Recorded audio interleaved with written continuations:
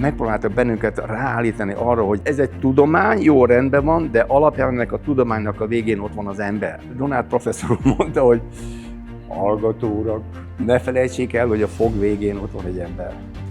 Most ez óhatatlan az embernek a fejébe benne maradt, meg nagyon sok olyan apróság, amit az ember a út során kapott ezektől az emberektől, akiknek a kisujjában volt már az orvostudomány.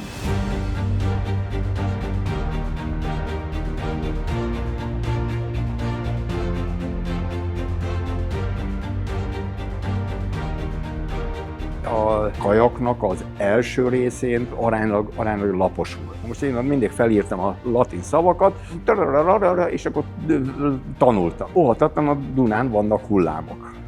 Jön a hullám, és bum, leviszi a papírt. Igen, hát anatómia az kemény volt. Ezzel kapcsolatban volt egy szituáció, hogy ez micsoda, az micsoda, amaz micsoda, egész nagyszerűen ment. Itt jött a hullám. Mi az, hogy itt jött a hullám? Mondanak, hogy igen, hát a papírra fel volt írva, és ennél a résznél már jött a hullám, elvitte a papírt. Na nem baj, a következőre készüljön fel. Az egész egyetem és a fogorvosi kar kemény, de fair volt, ezt meg kell tenned, ezt meg kell csinálnod, ezt tudnod kell, és kész. Pláne így a Konrád Feri egy darabig is, meg a Szívós Pista. Hát.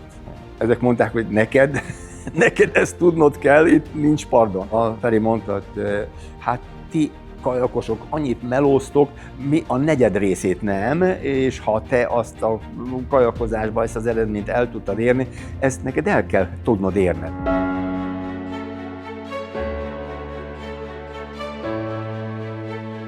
A mi évfolyamunk nagyon erős volt. Szóval ebbe, hogy maradni a többiekkel egy szinten, az nem volt olyan könnyű. És én apropóból nagyon-nagyon örülök, hogy azokkal a professzorokkal, meg gyakorlatvezetőkkel találkoztam, akik annak idején segítettek bennünket, mert tulajdonképpen az életre neveltek.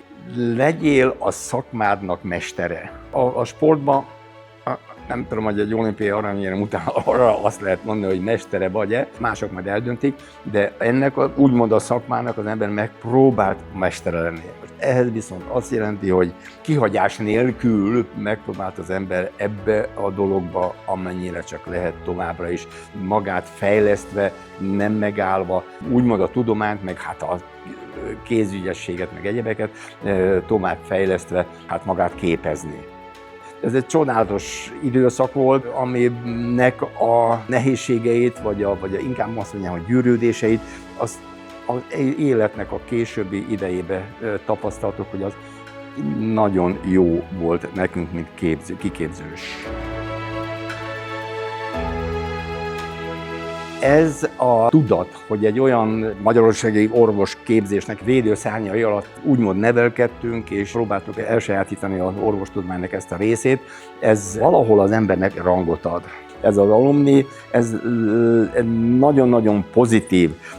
Ne engedje el az egyetem az idősebbeket. Nagyon-nagyon örülök, hogy ennek a kis közösségnek tagja vagyok, és amennyire csak lehet erőmből, lehetőségemből pozitívan támogatom ennek a közösségnek az életét, meg tevékenységét.